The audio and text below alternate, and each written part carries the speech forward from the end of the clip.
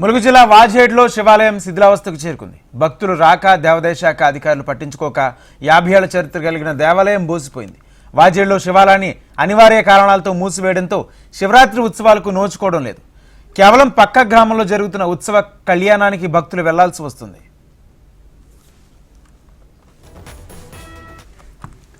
వాజేడ్లో 1976లో శివాలయం నిర్మించారు. ప్రతి ఏడాది జరిగే శివపార్వతుల కళ్యాణానికి వాజేడు, వెంకటాపురం, చర్ల మండలాలతో పాటు గోదావరి అవతల వైపు ఉన్న గ్రామాలతో పాటు ఛత్తీస్గఢ్, మహారాష్ట్ర నుంచి అధిక సంఖ్యలో భక్తులు తరలివచ్చారు. సొంత ఖర్చులతో అంగరంగ వైభవంగా శివపార్వతుల కళ్యాణాన్ని గుడి ధర్మకర్త అయిన కాకర్లపూడి వీరభద్రరాజు జరిపించేవారు.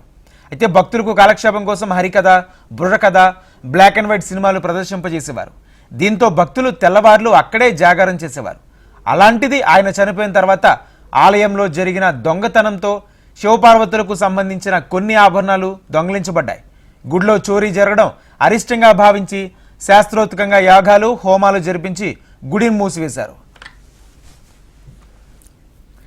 ఇక వాజేడ్లో శివాలయానికి ఎంతో పేరున్నప్పటికీ ఆలయాన్ని దేవాదాయ శాఖ ఏమాత్రం పట్టించుకోవటం లేదు.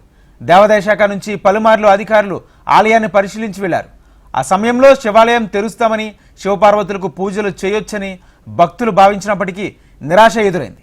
50 ఏళ్ల చరిత్ర కలిగిన శివాలయం మూతపడ్డంతో మండల కేంద్రంలో శివరాత్రి ఉత్సవాలు ఇబ్బందులు తలెత్తాయి. ఇప్పటికైనా అధికారులు శివాలయాన్ని తెరిపించాలని భక్తులు కోరుతున్నారు.